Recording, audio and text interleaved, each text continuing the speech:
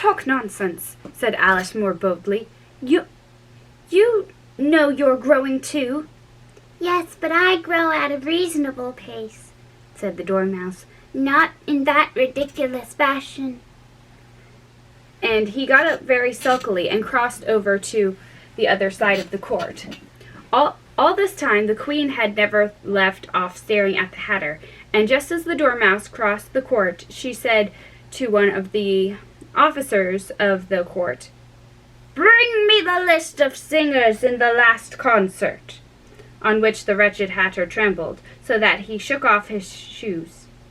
"Give your evidence," the King repeated angrily, "or I'll have you executed, whether you're nervous or not." "I'm a poor man, your Majesty," the Hatter began in a trembling voice, "and I hadn't begun my tea, not above a week or so. And what with the bread and butter getting so thin, and the twinkling of the tea—" "The twinkling of the what?" said the King. "It began with the tea," the Hatter replied. "Of course twinkling begins with the tea," said the King sharply. "Do you take me for a dunce? Go on." "I'm a poor man," the Hatter went on, "and most things twinkle after that. Only the March Hare said—" "I didn't," the March Hare interrupted in a great hurry. "You did," said the Hatter. "I deny it." The March Hare, said the March Hare. "He denies it," said the King. Leave out that part." "Well, at any rate, the Dormouse said," the Hatter went on, looking anxiously around to see if he would deny it too, but the Dormouse denied nothing, being fast asleep. "After that," continued the Hatter, "I cut some more bread and butter." "But what did the Dormouse say?" one of the jury asked. "That I can't remember," said the Hatter. "You must remember," remarked the King, "or I'll have you executed." The miserable Hatter dropped his teacup and bread and butter, and went down on one knee. "I'm a poor man, your Majesty," he began. "You're a very poor speaker," said the King. Here one of the guinea pigs cheered, and was immediately suppressed by the officers of the court. As that is rather a hard word, I will just explain to you how it was done.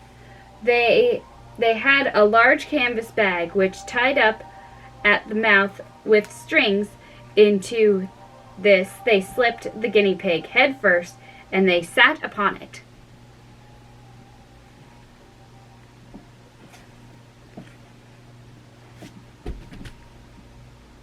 There we go. That's better.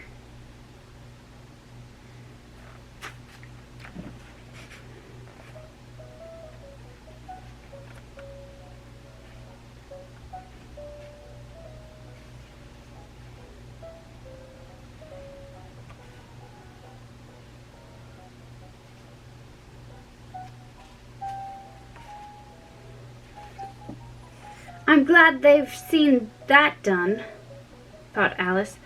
I've so often read in newspapers at the end of trials.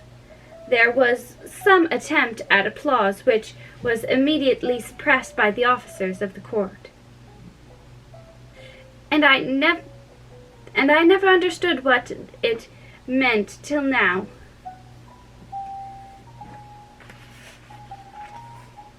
If that's all you know about it, you may stand down, continued the King. I can't go any lower, said the Hatter. I'm on the floor as it is.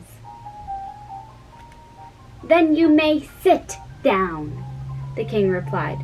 Here another guinea pig cheered and was pressed. Come, that finishes the guinea pigs, thought Alice. Now we shall get on better. Excuse me. I'd rather finish my tea, said the Hatter with an anxious look at the Queen, who was reading the list of singers. You may go.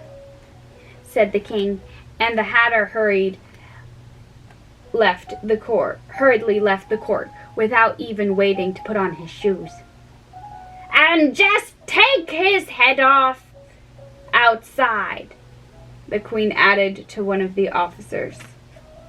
But the Hatter was out of sight before the officers could get to the door. "Call the next witness." The witness was the Duchess's cook. She carried the pepper box in her hand, and Alice guessed who it was, even before she got into the court, by the way the people near the door began sneezing all at once. "Give your evidence," said the king. "Shan't," said the cook. The king looked anxiously at the White Rabbit, who said in a low voice, "Your Majesty must cross-examine this witness."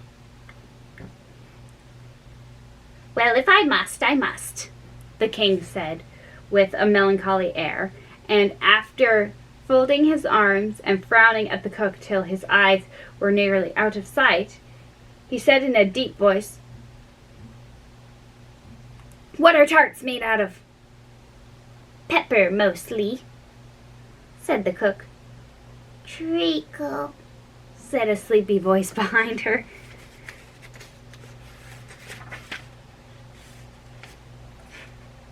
"Collar that dormouse!" the queen shrieked out. "Behead that dormouse! Turn that dormouse out of the court! Suppress him! Pinch him! Off with his whiskers!" For some minute the whole court was in confusion, getting the dormouse turned out, and by the time they had settled down again, the cook had disappeared. "Never mind," said the king with an air of great relief. "Call the next witness." And he added in an undertone to the queen, "Really, my dear, you must cross-examine the next witness. It quite makes my forehead ache." Alice watched the White Rabbit as he fumbled over the list, feeling very curious to see what the next witness would be like. For they hadn't got much evidence yet. "Well, they haven't gotten much evidence yet," she said to herself. Imagine her surprise when the White Rabbit read out at the top of his shrill little voice the name Alice.